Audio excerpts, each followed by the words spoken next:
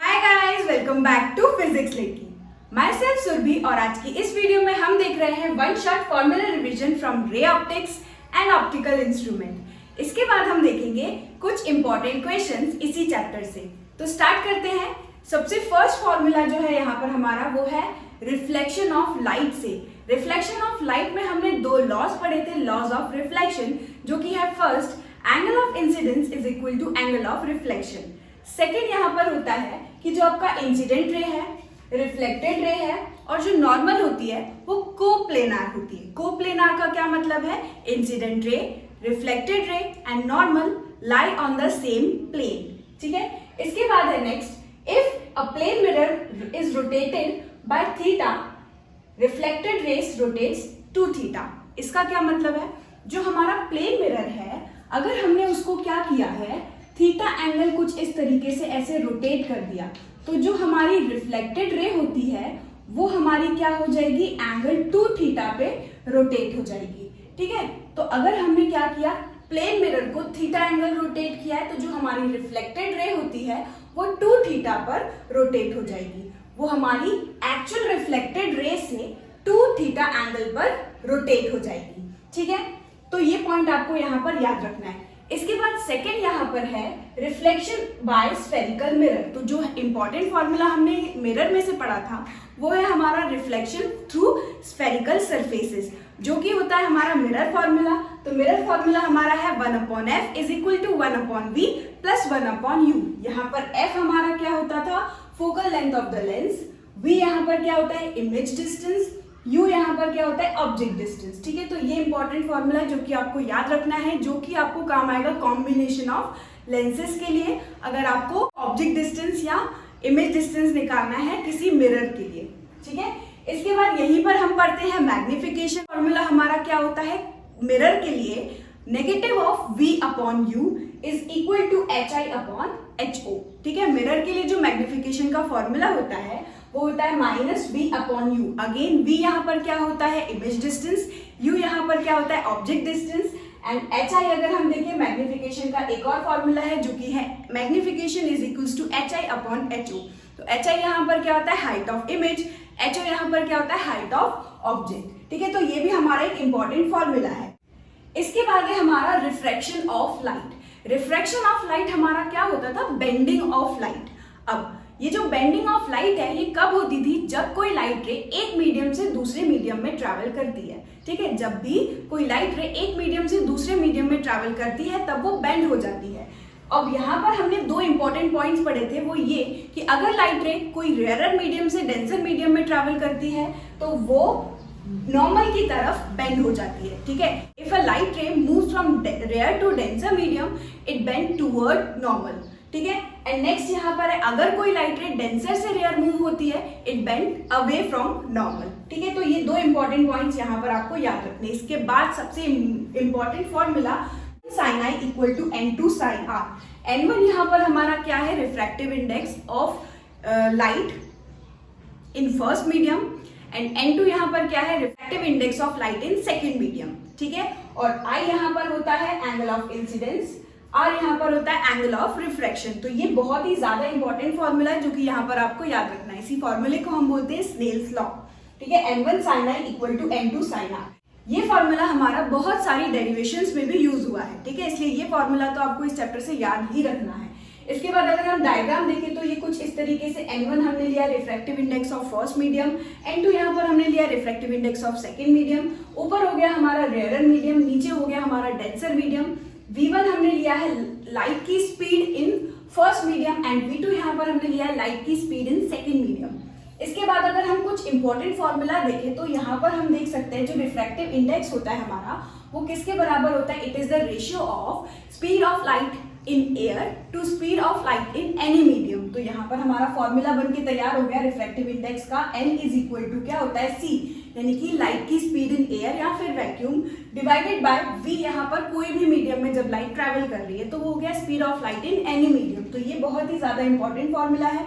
इसके बाद अगर हम बात करें, जब हम कंपेयर कर रहे हैं दो मीडियम के रिफ्रैक्टिव इंडेक्सेस को, ठीक है, तो यहाँ पर हमारा जो है तो ये हमारा क्या हो गया, refractive index of second medium with respect to first medium. ठीक है, अब यहाँ पर एयर नहीं है, वाटर नहीं है, यहाँ पर कोई और मीडियम है, तो दो मीडियम के रिफ्रैक्टिव इंडेक्स को अगर हम कंपेयर कर रहे हैं तो ये फॉर्मूला हम यूज करेंगे। ठीक है, इसको हम बोलेंगे refractive index of second medium with respect to first medium. जैसे यहाँ पर अगर हमें निकालना है refractive index of second medium with respect to first medium, तो हम करेंगे refractive index of second medium divided by refractive index of first medium. ठीक है, हमने पढ़ा था कि refractive index of second medium with respect to first medium जो है वो किसके रेसिप्रोकल होता है, refractive index of first medium with respect to second medium. ठीक है, इसी चीज को हम बोलते हैं प्रिंसिपल ऑफ रिवर्सिबिलिटी। ये हमने पढ़ा था प्रिंसिपल ऑफ रिवर्सिबिलिटी में।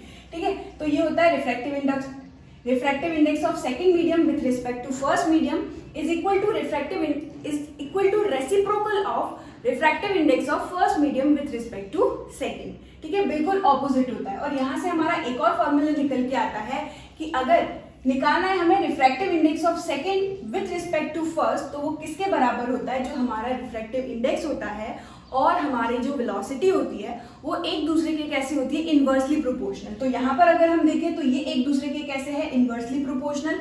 तो refractive index of second with respect to first किसके बराबर हो जाएगा, velocity of first with respect to second. फिर हमने एक रिलेशन पढ़ा था v is equal to f and lambda. ठीक है, v is equal to f into lambda. v यहाँ पर क्या है, स्पीड ऑफ लाइट, f यहाँ पर क्या होती है, फ्रीक्वेंसी ऑफ लाइट, लैम्डा यहाँ पर क्या होता है, वेवलेंथ ऑफ लाइट। अब इस रिलेशन में जो फ्रीक्वेंसी होती है वो हमारी कैसी होती है, कांस्टेंट होती है। यानी कि लाइट जब एक मीडियम से दूसरे मीडियम में ट्रैवल करती है तो उसकी जो फ्रीक्वेंसी होती है वो कांस्टेंट होती है। ये पॉइंट आपको याद रखना है। अगर फ्रीक्वेंसी कांस्टेंट है तो लाइट की जो एनर्जी होती है वो भी कैसी होती है, कांस्टेंट होती है। तो यहाँ पर अगर हम देखें फ्रीक्वेंसी कांस्टेंट है तो हम देख सकते हैं जो वेलोसिटी है it is directly proportional to wavelength. ठीक है, तो यहाँ पर हमारा v1 upon v2 is equal to क्या आ जाएगा, λ1 अपॉन λ2। तो ये भी एक बहुत ही ज्यादा इंपॉर्टेंट फॉर्मूला है।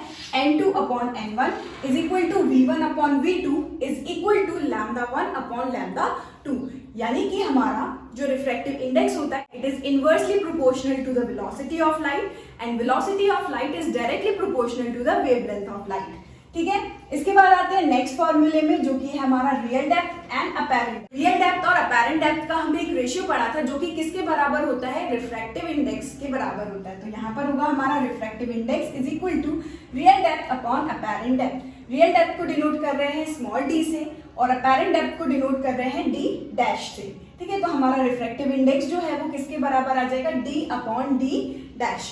ठीक, इसी के साथ साथ यहाँ पर हमने एक और इम्पॉर्टेंट फॉर्मूला पढ़ा था इमेज शिफ्ट के लिए। अगर हमारे पास एक ग्लास स्लैब है जिसकी थिकनेस कितनी है, स्मॉल t, तो वहां पर हमको अगर कोई ऑब्जेक्ट रखा हुआ है तो एक इमेज में शिफ्ट नजर आता है, तो उसके लिए हमने एक फॉर्मूला पढ़ा था डेल्टा t। यहाँ पर क्या है, image shift is equal to bracket में 1 माइनस 1 अपॉन न्यू या फिर रिफ्रैक्टिव इंडेक्स n और ब्रैकेट के बाहर मल्टीप्लीकेशन में t यहाँ पर क्या होती है, थिकनेस ऑफ ग्लास स्लैब। ठीक है, तो ये भी एक इंपॉर्टेंट फॉर्मूला है।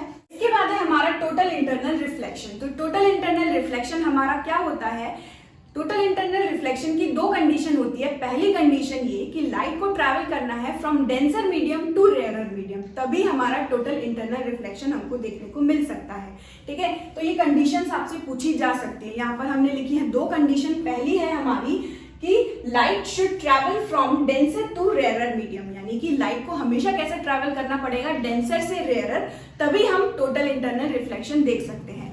दूसरी इंपॉर्टेंट चीज या फिर दूसरी कंडीशन हम यहाँ पर डिस्कस करें TIR की, तो वो ये होती है कि जो एंगल ऑफ इंसिडेंस होता है वो किसके से ग्रेटर होना चाहिए, क्रिटिकल एंगल से ग्रेटर होना चाहिए। ठीक है, तो ये भी यहाँ पर आपको याद रखनी है। दोनों ही कंडीशन, ये दोनों कंडीशन अगर सेटिस्फाई हो रही है तो ही हमारा TIR यहाँ पर होगा। ठीक है, तो टोटल इंटरनल रिफ्लेक्शन की दो ही कंडीशन है। पहला, light should travel from denser medium to rarer medium. Second, यहाँ पर क्या होगा कि angle of incidence should be greater as compare to the critical angle. ठीक है, इसके बाद है क्रिटिकल एंगल। क्रिटिकल एंगल को हम यहाँ पर डिनोट कर रहे हैं C से। क्रिटिकल एंगल का एक इंपॉर्टेंट फॉर्मूला है जो कि है हमारा n यानी कि refractive index is equal to 1 upon sine C। ठीक है, या फिर अगर हम क्रिटिकल एंगल के लिए फॉर्मूला देखें तो ये हो जाएगा C is equal to sine inverse 1 upon n। ठीक, इसके बाद है रिफ्रैक्शन थ्रू स्फेरिकल सरफेसेस। अगर हमारे पास एक स्फेरिकल सरफेस है, सपोज करते हैं यहाँ पर हमारे पास एक कॉन्वेक्स स्फेरिकल सरफेस है, तो इस तरफ होगा एक मीडियम n1, दूसरी तरफ होगा एक मीडियम जिसका रिफ्रैक्टिव इंडेक्स हमने ले लिया है n2। ठीक है, अब लाइट ट्रैवल कर रही है from rarer medium to denser medium. अब जब लाइट अगर रेयरर से डेंसर मीडियम में ट्रैवल करेगी तो यहाँ पर हमने एक ऑब्जेक्ट लिया है, तो वो कुछ इमेज बना रहा होगा। ठीक है, तो ये हमारा रिलेशन यहाँ पर क्या बता रहा है, relation between image distance, object distance और रेडियस ऑफ कर्वेचर। ठीक है, तो यहाँ पर अगर हमारे पास कॉन्वेक्स है तो यहाँ इसका रेडियस ऑफ कर्वेचर कुछ इस तरफ होगा, तो ये हो गया हमारा आर। यहाँ कहीं पर रखा हुआ होगा रेयरर मीडियम में हमारा कुछ ऑब्जेक्ट, तो ये हो जाएगा ऑब्जेक्ट डिस्टेंस, कुछ इमेज डिस्टेंस बन रही होगी, तो यहाँ पर हम इस रिलेशन को यूज कर इमेज डिस्टेंस निकाल सकते हैं। ठीक है, तो अगर लाइट रे रेयरर मीडियम से डेंसर मीडियम ट्रैवल कर रही है तो उसके लिए हमारा फॉर्मूला क्या निकल के आता है, n2/v minus n1/u is equal to n2 minus n1/r। यहाँ पर n2 हमारा क्या है, सेकेंड मीडियम का रिफ्रैक्टिव इंडेक्स, और n1 हमारा क्या है, फर्स्ट मीडियम का रिफ्रैक्टिव इंडेक्स, जिसमें हमारा ऑब्जेक्ट रखा हुआ है उसका रिफ्रैक्टिव इंडेक्स। ठीक है, अब यही फॉर्मूला हमारा हो जाएगा अगर लाइट रे डेंसर मीडियम से रेयरर मीडियम में ट्रैवल कर रही है, डेंसर से रेयरर में ट्रैवल करेगी, तब आपको पूरा फॉर्मूला देखो ऊपर एज इट इज है, n2 minus n1 is equal to n2 minus n1। ठीक है, लेकिन नीचे यहाँ पर क्या हो गया है, बस u और v की पोजीशन जो है वो इंटरचेंज हो गई है, तो यानी कि v की जगह पर आ गया है u की जगह पर आ गया है v, बस इतना ही डिफरेंस है। तो अगर आप एक फॉर्मूला याद कर लोगे तो दूसरा खुद ब खुद आपको याद हो जाएगा। इसके बाद 8th है हमारा lens makers formula. Lens makers formula हमारा क्या होता है, रिलेशन बताता है focal length, radius of curvature और रिफ्रैक्टिव इंडेक्स, लेंस के रिफ्रैक्टिव इंडेक्स के बीच, जो कि हमारा 1/f is equal to n/1, यानी कि refractive index of second medium with respect to first medium -1 और ब्रैकेट में 1/r1 माइनस 1/r2। यहाँ पर r1 हमारा क्या होता है, सपोज करते हैं अगर हमारे पास एक लेंस है कॉन्वेक्स लेंस, तो r1 हमारा क्या होगा, इस वाले सरफेस का रेडियस ऑफ कर्वेचर, और जो सेकेंड वाला पार्ट है इसका, यानी कि ये हमारा हो जाएगा रेडियस ऑफ कर्वेचर इस तरफ r2। ठीक है, तो r1 हमारा क्या होता है, फर्स्ट वाला जो सरफेस होगा उससे बना हुआ रेडियस ऑफ कर्वेचर, और जो सेकेंड सरफेस होगा r2 हमारा वो हो जाएगा रेडियस ऑफ कर्वेचर। ठीक है, इसके बाद है लेंस फॉर्मूला। लेंस फॉर्मूला हमारा रिलेशन बताता है अगेन फोकल लेंथ और इमेज डिस्टेंस और ऑब्जेक्ट डिस्टेंस के बीच। सेम हमारा मिरर फॉर्मूला की तरह था, बस मिरर फॉर्मूला में यहाँ पर आता है 1/v प्लस 1/u, लेकिन यहाँ पर हमारा आता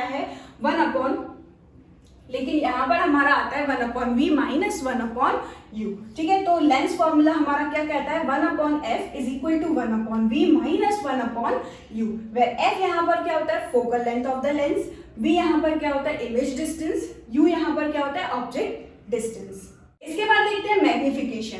अगर कोई लेंस रखी हुई है और हमारा यहाँ पर ऑब्जेक्ट रखा हुआ है, तो वो ऑब्जेक्ट की जो इमेज बन रही होगी वो कितनी मैग्नीफाइड बन रही होगी, वो हमारा रिलेशन हमको बताएगा Vm is equal to V/u।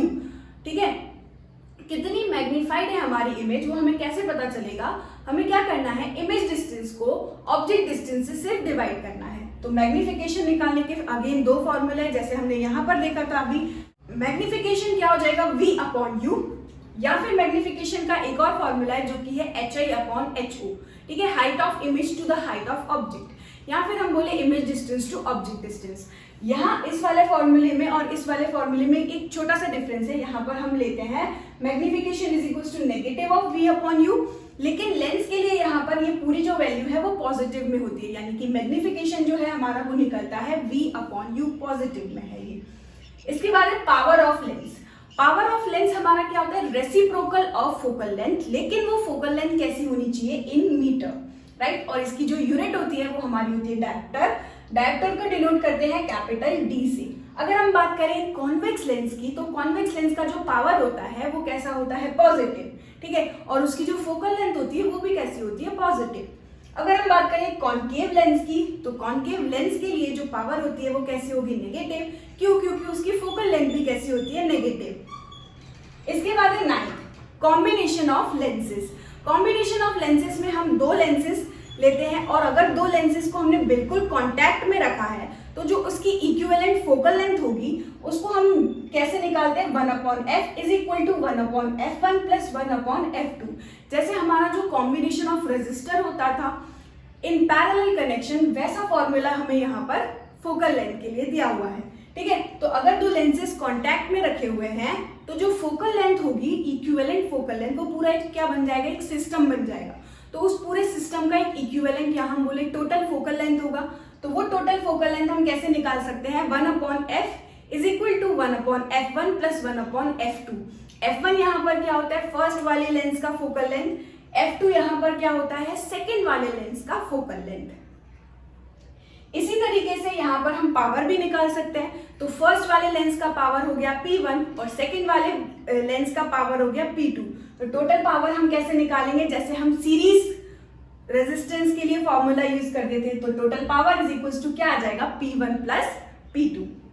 इसके बाद है मैग्निफिकेशन। अगर हमारे पास ऑब्वियसली दो लेंसेज कॉन्टैक्ट में रखे हुए हैं, फर्स्ट वाले लेंस की वजह से मैग्निफिकेशन कितना है M1, सेकेंड वाले की वजह से मैग्निफिकेशन कितना है M2, तो हम ये देखते हैं ना कि इमेज हमारी कितने टाइम्स मैग्नीफाइड हुई है ऑब्जेक्ट के कंपैरिजन में। तो यहाँ पर हमारा क्या हो जाएगा, दोनों के बीच मल्टीप्लीकेशन। अगर हमें टोटल मैग्निफिकेशन निकालना है तो फर्स्ट वाले लेंस की वजह से मैग्निफिकेशन, सेकेंड वाले लेंस की वजह से मैग्निफिकेशन, और दोनों को हम क्या कर देंगे, मल्टीप्लाई। यानी total magnification is given by product of magnification due to first lens and magnification due to second lens. ठीक है, m is equal to m1 into m2।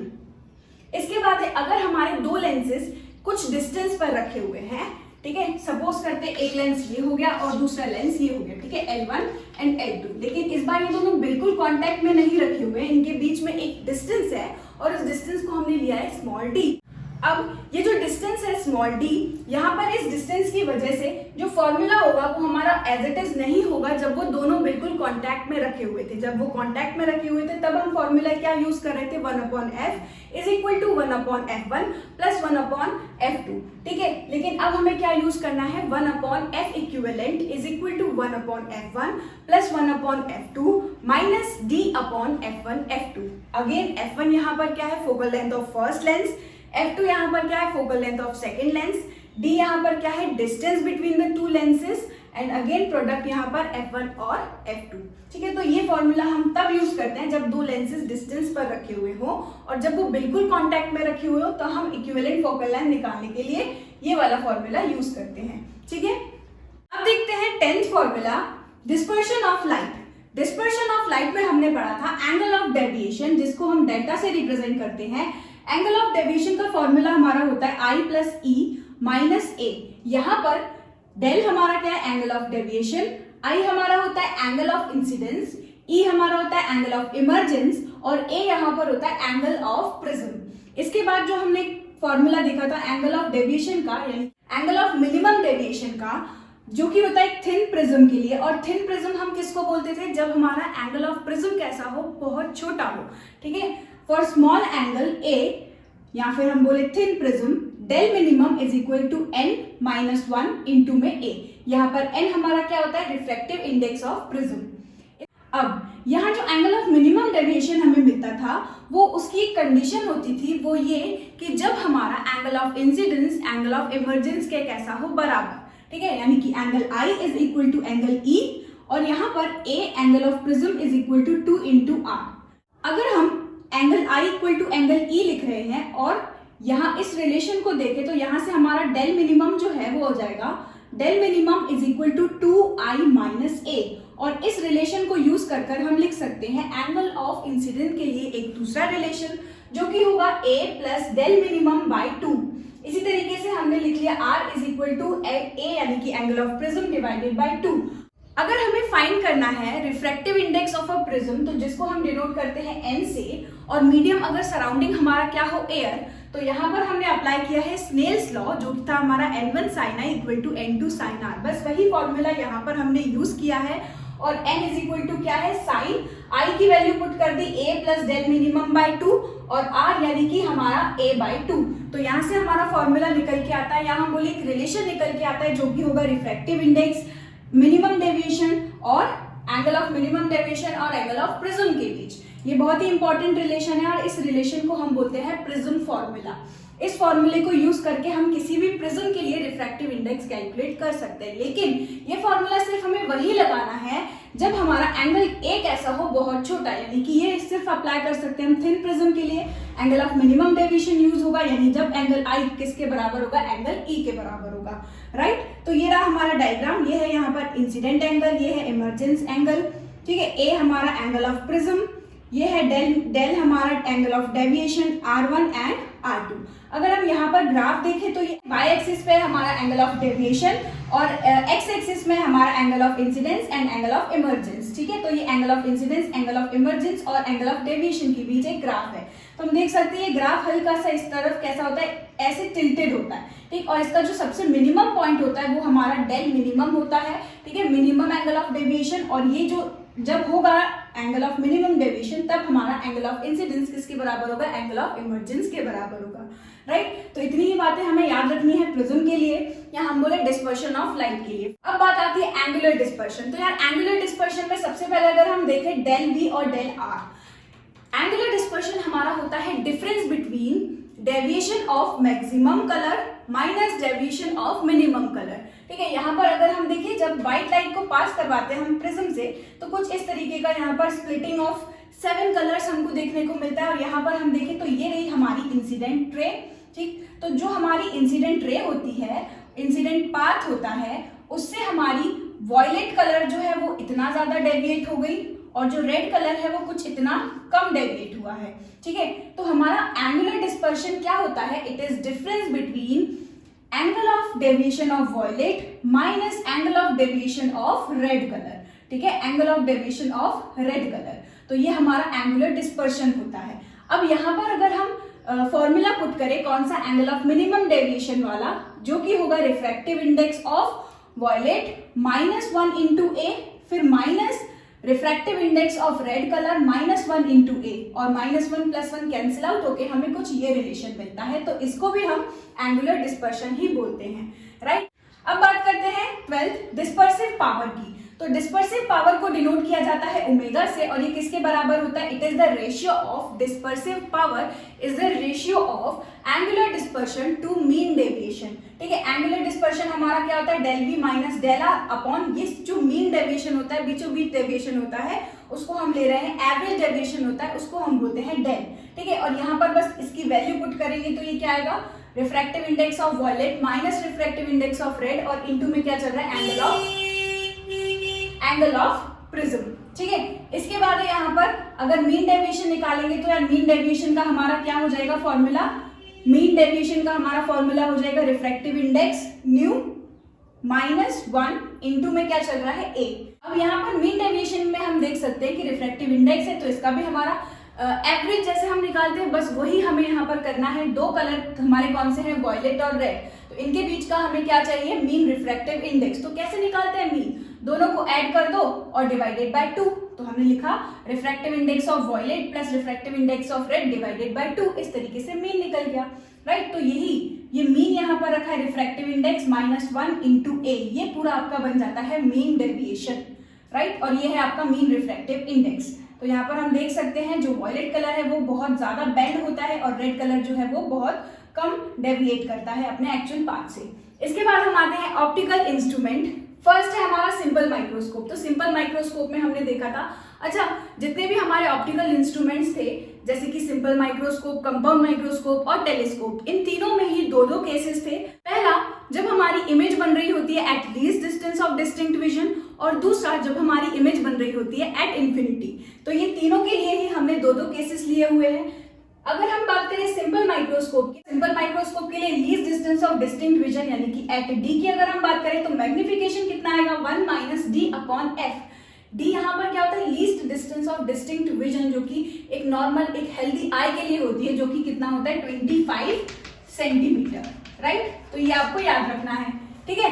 अगर इंफिनिटी की बात करें तो इंफिनिटी के लिए मैग्नीफाइंग पावर हमारी कितनी होती है, d/f, राइट। कंपाउंड माइक्रोस्कोप की बात करते हैं तो कंपाउंड माइक्रोस्कोप के लिए हमारा जो फॉर्मूला निकल के आता था least distance of distinct vision पे यानी कि एट डी पे, वो होता था -V0/U0 ब्रैकेट में 1 + d/Fe।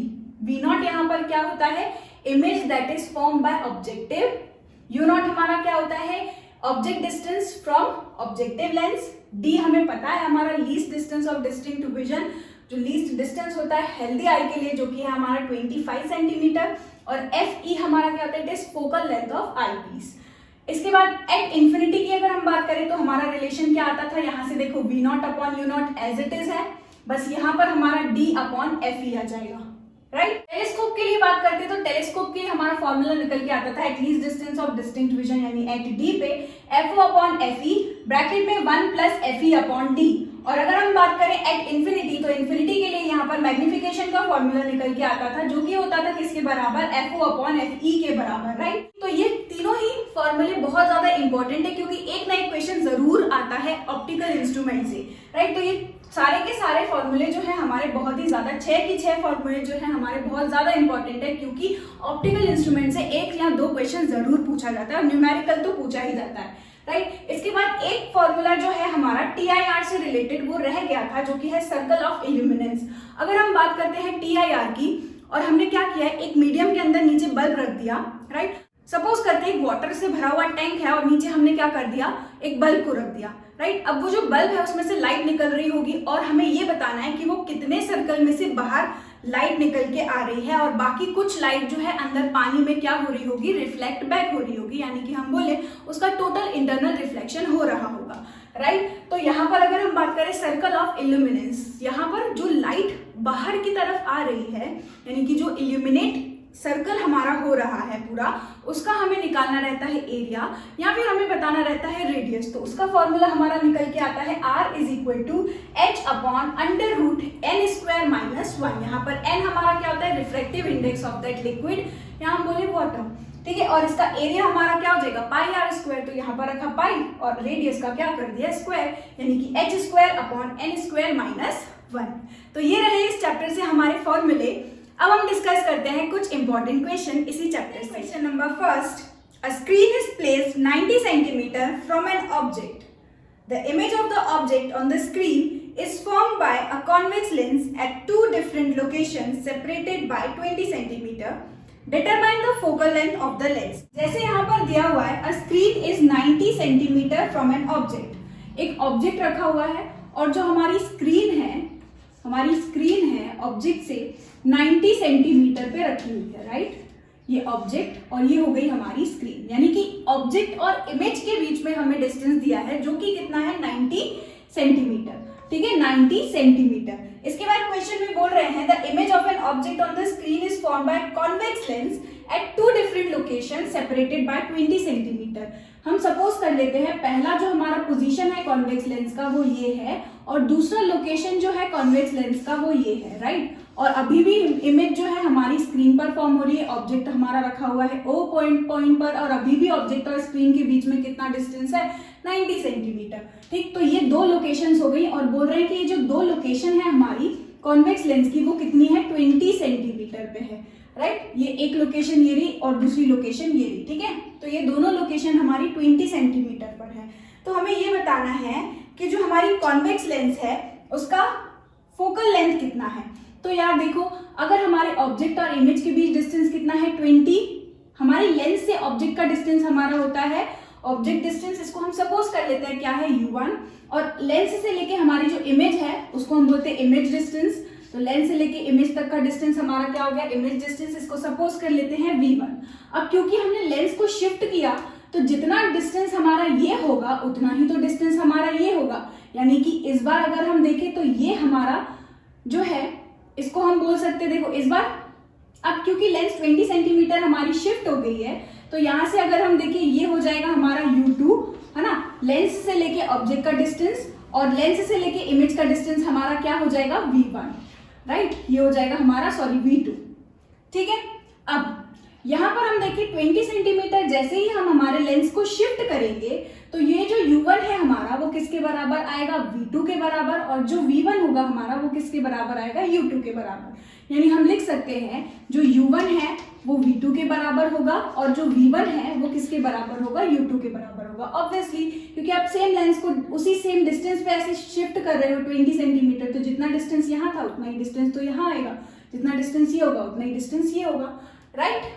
अब एक इक्वेशन अगर हम देखें तो ऊपर वाली से बन रही है, अगर हम इसको देखें तो हम इसको लिख सकते हैं 90 is equal to u1 plus v1, यानी कि हम लिख सकते हैं u1 plus v1 is equal to 90 centimetre. ठीक है, इसको हम मान लेते हैं ये है हमारी फर्स्ट इक्वेशन। ठीक है, तो ये रही हमारी फर्स्ट इक्वेशन।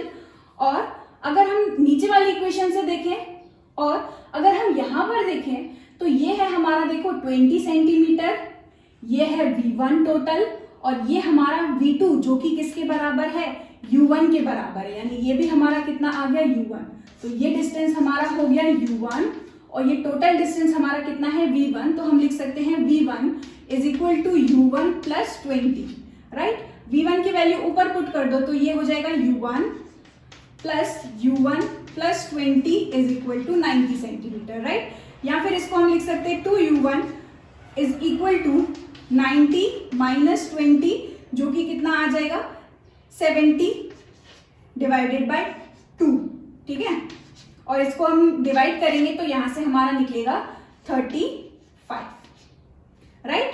तो हमारी जो u1 है यानी कि लेंस से लेके ऑब्जेक्ट तक का डिस्टेंस हमारा u1 जो कि कितना है 35 सेंटीमीटर। इसी तरीके से अगर हम चाहें तो v1 भी कैलकुलेट कर सकते हैं। तो हमारा जो v1 है वो कितना निकल के आ जाएगा u1 यानी कि 35 प्लस 20, यानी कि ये हो जाएगा हमारा 55 सेंटीमीटर। अब देखो हमें v1 पता है, u1 पता है, अब सिंपली हमें यहाँ पर क्या करना है, लेंस फॉर्मूला पुट करना है, फोकल लेंथ निकालनी है क्योंकि हमें, तो लिखेंगे 1 upon focal length is equal to 1 upon v minus 1 upon u। ठीक, बस यहाँ पर v1 हमारा कितना हो गया 55 सेंटीमीटर, u1 हमारा कितना है 35 सेंटीमीटर। अगर हम देखें तो ऑब्जेक्ट हमारा इंसिडेंट रेस के कैसे है, ऑपोजिट डायरेक्शन में है, मेजरिंग कर रहे हैं हम डिस्टेंस को। ठीक, तो u1 हमारा कैसा होगा नेगेटिव, और v को हम देखें तो ये same direction of incident ray है, तो हमारा v जो होगा वो कैसा आ जाएगा पॉजिटिव। तो फोकल लेंथ यहाँ से हमारी निकल के आ जाएगी 1 upon 55 minus 1 upon minus 35। LCM लेके हम सॉल्व करेंगे तो फोकल लेंथ जो है हमारी आ जाएगी 21.4 सेंटीमीटर। ठीक, तो ये रहा हमारा फर्स्ट क्वेश्चन का आंसर। इसके बाद देखते हैं second question. How does the angle of minimum deviation of a glass prism of refractive index 1.5 change if it is immersed in a liquid of refractive index 1.3? अगर हम एक ग्लास प्रिज्म को जिसका रिफ्रैक्टिव इंडेक्स कितना है 1.5 उसको किसी liquid में इमर्स करें जिसका रिफ्रैक्टिव इंडेक्स 1.3 है, तो हमें ये बताना है उसके एंगल ऑफ मिनिमम डेविएशन पे क्या फर्क पड़ेगा। सेकेंड क्वेश्चन है हमारा, यहाँ पर हमें गिवन है कि refractive index of glass with respect to air कितना है 1.5 and refractive index of glass with respect to that liquid is 1.3। ये हमें क्वेश्चन में गिवन है। ठीक है, अब एंगल ऑफ मिनिमम डेविएशन और रिफ्रैक्टिव इंडेक्स का हमने एक ही फॉर्मूला पढ़ा है जो कि है हमारा angle of minimum deviation is equal to mu minus 1 into में ए, राइट। अब अगर हम बात करें refractive index of glass with respect to air, तो इसको हम ऐसे ही तो लिखेंगे ना, refractive index of glass with respect to air, जो कि हमारा कितना होगा 1.5 डिवाइडेड बाय 1 यानी कि 1.5। और अगर हम बात कर रहे हैं refractive index of glass with that liquid, तो यहाँ पर हमारा आ जाएगा refractive index of glass with that to liquid is equal to refractive index of glass कितना है हमारा 1.5 and refractive index of that liquid कितना है 1.3, राइट। तो इसको सॉल्व करेंगे तो यहाँ से हमारा आएगा 1.15 करके कुछ, और ये तो ऑलरेडी हमारा कितना है 1.5। ठीक है, अब यहाँ पर पुट करते हैं, हम दोनों को अलग अलग पुट करेंगे और हम ये देखेंगे कि फर्स्ट वाले अगर रिफ्रैक्टिव इंडेक्स को लेके हम चल रहे हैं तो एंगल ऑफ मिनिमम डेविएशन कितना आता है, और सेकंड वाले को अगर हम पुट कर रहे हैं तो एंगल ऑफ मिनिमम डेविएशन कितना आता है। अगर हम निकालें फर्स्ट वाले को यूज करके तो हम लिखेंगे 1.5 माइनस 1 इंटू में क्या आ जाएगा a, और इसको सॉल्व करेंगे तो यहाँ से हमारा निकलेगा 1.5 माइनस 1 यानी कि ये निकलेगा 0.5 इंटू में a। और अब वापस हम पुट करते हैं एंगल ऑफ मिनिमम डेविएशन, जब रिफ्रैक्टिव इंडेक्स हम कितना पुट करें 1.15। ठीक है, तो ये हमारा आएगा 1.15 माइनस 1 इंटू a। ठीक है, और इसको सॉल्व करेंगे तो ये निकलेगा 0.5 अपॉन इंटू में a।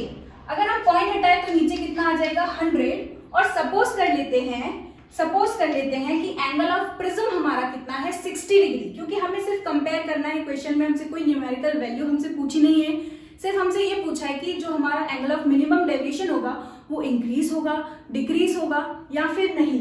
तो देखो अगर हम सपोज कर लें एंगल ऑफ प्रिज्म हमारा कितना है 60 डिग्री, तो यहाँ से कितना आ जाएगा 5/10 इंटू 60, तो ये कैंसिल आउट, यहाँ से कितना आ गया 30 डिग्री। तो एंगल ऑफ मिनिमम डेविएशन जब रिफ्रैक्टिव इंडेक्स हमारा कितना है 1.5, तो एंगल ऑफ मिनिमम डेविएशन हमारा कितना है 30 डिग्री। अब हम यहाँ पर भी 60 पुट करके देखते हैं कितनी वैल्यू आती है, 15/100 इंटू में यहाँ पर आ जाएगा 60, ठीक है। तो ये 0 से ये 0 कैंसिल, यहाँ पर आ जाएगा 3 जा, यहाँ पर आ जाएगा 2 जा, and this will be equal to 3 and 3 into 3 कितना आ जाएगा 9 डिग्री। तो हम देख सकते हैं जो एंगल ऑफ मिनिमम डेविएशन है, जब हम रिफ्रैक्टिव इंडेक्स 1.15 लेके चल रहे हैं तो हमारा एंगल ऑफ मिनिमम डेविएशन क्या हो गया है, डिक्रीज हो गया है। जब हमारा रिफ्रैक्टिव इंडेक्स कितना था 1.5, तब एंगल ऑफ मिनिमम डेविएशन ज्यादा था यानी कि 30 डिग्री था, और जब हमने किसी लिक्विड में पुट किया है उस सेम ग्लास प्रिज्म को, तो उसका रिफ्रैक्टिव इंडेक्स कितना हो गया, डिक्रीज हो गया है, 1.15 हो गया है, तो उसका एंगल ऑफ डेविएशन जो है मिनिमम डेविएशन वो भी क्या हो गया, डिक्रीज, कितना हो गया 9 डिग्री हो गया, ठीक है। तो ये सिर्फ एक सपोजिशन वैल्यू थी, क्योंकि हमें एंगल ऑफ प्रिज्म यहाँ पर गिवन नहीं था, एंगल ऑफ प्रिज्म तो हमने हमारे मन से रखा है 60 डिग्री, राइट। तो यहाँ पर हमारा आंसर क्या हो जाएगा, जब भी हम किसी ग्लास प्रिज्म को इमर्स कर रहे हैं किसी लिक्विड जो कि जिसका रिफ्रैक्टिव इंडेक्स कितना है 1.3, तो रिफ्रैक्टिव इंडेक्स क्योंकि डिक्रीज कर गया, हमारा एंगल ऑफ मिनिमम डेविएशन भी क्या हो जाएगा, डिक्रीज। तो हमारा सिंपल सा आंसर होगा angle of minimum deviation will decrease, right. इसके बाद देखते हैं हमारा next question, light from a point source in air falls on a spherical glass surface if the refractive index is 1.5 and the radius of curvature is 20 centimeter, the distance of light source from the glass is 100 centimeter, at what position will the image be formed? ये तो बहुत simple सा question है। Third है हमारा, अगर हमारे पास एक स्फेरिकल ग्लास सरफेस दिया हुआ है, कैसा, कॉन्वेक्स स्फेरिकल ग्लास सरफेस, ठीक है, कॉन्वेक्स स्फेरिकल ग्लास सरफेस यहाँ पर दिया हुआ है जिसका रिफ्रैक्टिव इंडेक्स हमारा कितना है 1.5, तो हम लेके चलते हैं यहाँ पर रिफ्रैक्टिव इंडेक्स कितना है 1.5, कॉन्वेक्स सरफेस दिया यानी कि कुछ इस तरीके से, ये हो जाएगा n1, ये हो जाएगा n2, यानी कि लाइट हमारी कैसी ट्रैवल कर रही है, from rarer medium to denser medium, क्योंकि यहाँ पर हमारा जो n2 है वो कितना दिया हुआ है 1.5, और जो ऑब्जेक्ट है क्वेश्चन में बोल रहे हैं वो कहां पर रखा हुआ है, एयर में, राइट। तो n1 हमारा क्या हो जाएगा 1, done.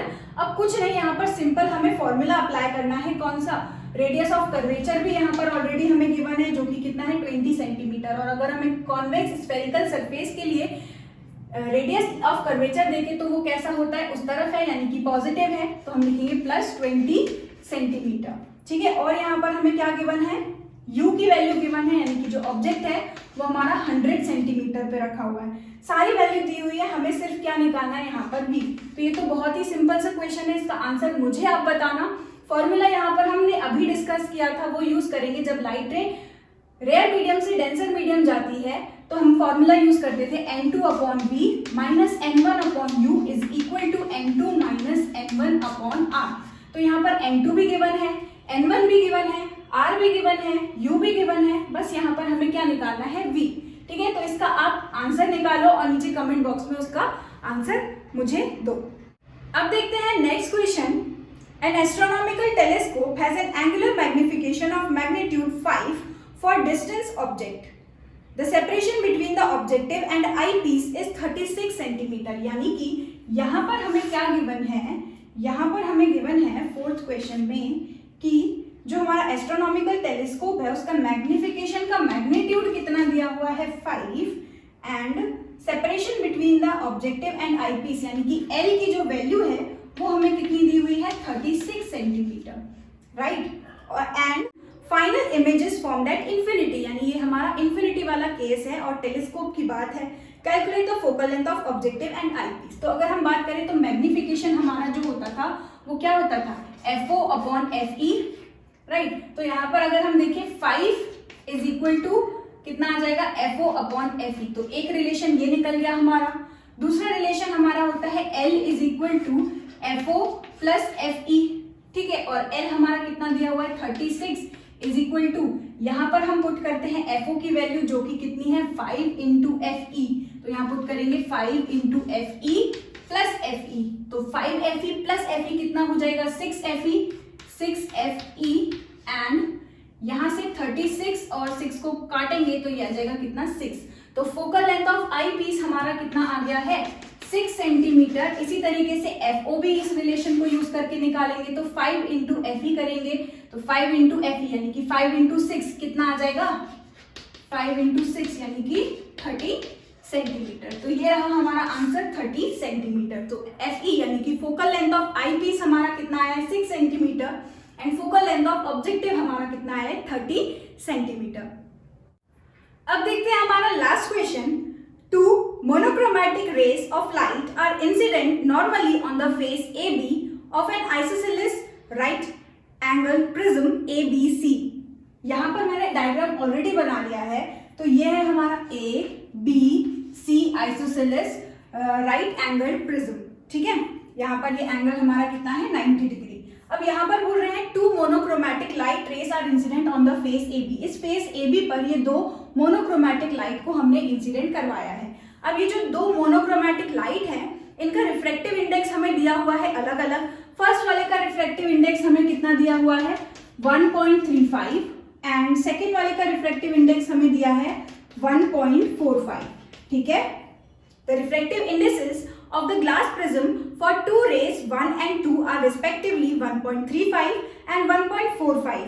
Trace the path of these rays entering through the prism. तो यहाँ पर हमें इसके पाथ को सिर्फ कंप्लीट करना है, ट्रेस द पाथ बोला है हमें, ठीक है। क्योंकि हम देखें ये फेस पर हमारी दोनों इंसिडेंट रेस कैसी है 90 डिग्री पर है, यानी कि हमारा एंगल ऑफ इंसिडेंट दोनों के लिए ही कैसा हो गया 0, यानी कि यहाँ से लाइट रे जो है हमारी वो बिना बेंड हुए चली जाएगी, यानी बिल्कुल स्ट्रेट निकल जाएगी, ठीक है। लेकिन जैसे ही लाइट रे डेंसर मीडियम से रेयर मीडियम में जाएगी तब हमारी यहाँ पर कंडीशंस लगती हैं कुछ, और उन कंडीशंस की अगर हम बात करें तो यहाँ पर पहली कंडीशन हमारी होती है if angle of incidence is less than critical angle. If angle of incidence is less than critical angle क्या होगा हमारा रिफ्रैक्शन होगा, राइट।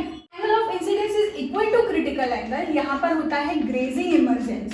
जब हमारा एंगल ऑफ इंसिडेंस ग्रेटर होगा क्रिटिकल एंगल से तो यहाँ पर होता है TIR। तो हमें बताना है इस पॉइंट पर यहाँ पर क्या हो रहा है। तो देखो अगर हम यहाँ पर नॉर्मल ड्रॉ करें कुछ इस तरीके से, तो ये 45 ये 90, तो यहाँ पर भी ये आएगा 45, ये 45 और ये मिलके क्या बन रहा है 90, तो अगेन ये एंगल ऑफ इंसिडेंस हमारा कितना हो जाएगा 45। तो अगर हम बात करें for first ray angle of incidence हमें पता चल चुका है जो कि कितना है 45 डिग्री, ठीक। अब हम यहाँ पर यूज करते हैं क्रिटिकल एंगल कैलकुलेट करते हैं दोनों के लिए। तो क्रिटिकल एंगल हम यहाँ निकालते हैं। क्रिटिकल एंगल हमारा क्या हो जाएगा साइन इनवर्स 1/n, राइट। ये फॉर्मूला हम यहाँ यूज करते हैं। रिफ्रैक्टिव इंडेक्स फर्स्ट रे का कितना दिया हुआ है 1.35, तो बस ये वैल्यू पुट करेंगे साइन इनवर्स 1/1.35 और 1/1.35 को अगर हम सॉल्व करें तो यहाँ से वैल्यू आ जाएगी साइन इनवर्स 0.74, ठीक है। अब सेकेंड रे के लिए बात करते हैं। तो फॉर सेकेंड क्रिटिकल एंगल निकालते हैं हम। अगेन क्रिटिकल एंगल का फॉर्मूला क्या होता है साइन इनवर्स 1/n, तो हम लिखेंगे sign inverse 1/, and refractive index कितना है 1.45। अगेन इसको सॉल्व करेंगे तो यहां से हमारा क्रिटिकल एंगल आ जाएगा साइन इनवर्स 0.68, राइट। अब देखो साइन की वैल्यू जैसे जैसे छोटी होती जाती है वैसे वैसे उसका एंगल भी कैसा होता जाता है स्मॉल होता जाता है। तो यहाँ पर अगर हम देखें ये वैल्यू कैसी है स्मॉल एंड ये वैल्यू देखें हम कैसी है लार्ज, ठीक है। ये वैल्यू कैसी है लार्ज और ये वैल्यू कैसी है स्मॉल, तो इसका जो एंगल होगा क्रिटिकल एंगल वो भी कैसा होगा स्मॉल, और इसकी जो वैल्यू है वो बड़ी है। तो इसके कंपैरिजन में ये जो साइन सी की वैल्यू होगी एंगल ऑफ क्रिटिकल एंगल होगा हमारा वो भी कैसा होगा ग्रेटर होगा, ठीक है, क्योंकि ये वैल्यू ग्रेटर है। अब हम यहाँ पर ये देख लेते हैं क्योंकि एंगल ऑफ इंसिडेंस कितना है 45, तो इसी तरीके से हम निकाले साइन 45 की वैल्यू। तो साइन 45 डिग्री की वैल्यू यहाँ पर क्या निकल के आती है 1/√2, एंड जो √2 है वो हमारा कितना आता है 1/√2। अगर हम निकालें तो 1/1.414 ये वैल्यू जो होगी ये आएगी 0.707। तो बस अब हम क्या कर सकते हैं, इन वैल्यूज को कंपेयर कर सकते हैं। हमें पूरी वैल्यू निकालने की, डिग्री निकालने की जरूरत नहीं है ना। हम क्या करते हैं, 0.68 की वैल्यू फाइंड करते हैं हम कि कौन सा वहां पर साइन का एंगल बन रहा है। तो हमें पूरा सॉल्व करने की जरूरत नहीं है, हमें सिर्फ एक छोटा सा कॉन्सेप्ट यूज करना है, वो ये कि जैसे जैसे साइन की वैल्यू इंक्रीज होती जाती है वैसे वैसे उसका एंगल भी इंक्रीज होता जाता है। साइन की वैल्यू छोटी होती है तो उसका एंगल भी कैसा होता है, छोटा होता है। और अगर हम देखें तो क्रिटिकल, इन दोनों वैल्यूज को जब हम कंपेयर कर रहे हैं तो यहाँ पर 0.70 और ये है 0.74, तो इन दोनों वैल्यूज में से कौन सी वैल्यू ग्रेटर है, ये वाली। तो ये वाली वैल्यू ग्रेटर है तो इसके करस्पॉन्डिंग जो एंगल होगा वो भी कैसा होगा, ग्रेटर। यानी कि हमारा जो क्रिटिकल एंगल है वो कैसा है, ग्रेटर है as compare to incident angle. इनमें से कौन सी कंडीशन हमारी सही बैठ रही है, यानी कि फर्स्ट वाली। तो हमारी जो फर्स्ट रे है वो क्या करेगी, रिफ्रैक्शन करेगी। तो कुछ इस तरीके से यहाँ पर ये रिफ्रैक्ट करके चली जाएगी, राइट। यहाँ पर होगा हमारी फर्स्ट रे करेगी रिफ्रैक्शन। अब बात करते हैं सेकंड वाली की। तो अगेन यहाँ पर 90 डिग्री ये स्ट्रेट चली जाएगी। अब यहाँ पर बनाते हैं फिर से हमारा नॉर्मल, अगेन ये 90, ये 45, तो ये एंगल फिर से कितना हो जाएगा, 45। तो फिर से ये एंगल ऑफ इंसिडेंस भी इसके लिए भी कितना है, 45 डिग्री। तो एंगल ऑफ इंसिडेंस कितना है, 45 डिग्री। उसकी करस्पॉन्डिंग वैल्यू फिर से कितनी आई है, 0.707। अब ऐसा भी हो सकता है यहाँ पर ये स्ट्रेट ना दे करके हमको कैसे भी ये दे सकते थे, ठीक। तो उसके करस्पॉन्डिंग हम एंगल ऑफ इंसिडेंस निकालते हैं और उसकी वैल्यू यहाँ पर पुट करते हैं। तो यहाँ जो वैल्यू निकल के आई है वो कितनी आई है, 0.707। इसको हम कंपेयर करते हैं इस वैल्यू से। तो हमने इस बार देखा कि यहाँ पर ये वैल्यू कैसी है, छोटी, तो इसके करस्पॉन्डिंग जो एंगल होगा वो भी कैसा होगा, छोटा। इन दोनों को कंपेयर किया, इन दोनों में से वैल्यू कौन सी छोटी है, ये वाली। तो इन दोनों एंगल को जब कंपेयर करेंगे तो ये वाला एंगल भी कैसा आएगा, छोटा। यानी critical angle is small as compare to incident angle. तो यहाँ पर हमारा angle of incidence is greater as compare to critical angle. यानी कि हमारी जो सेकंड रे है वो क्या कर रही होगी, TIR कर रही होगी। यानी अगर ये 45 है तो 45 डिग्री का एंगल बना के हमारी रे कुछ इस तरीके से चली जाएगी। अगेन यहाँ पर बन रहा होगा 90 डिग्री, क्योंकि ये 45 बचा हुआ, तो ये 90 डिग्री, यानी कि रे हमारी कुछ इस तरीके से बाहर लौट जाएगी। तो ये रहा हमारा कंप्लीट आंसर। यानी कि फर्स्ट रे हमारी करेगी क्या, रिफ्रैक्शन,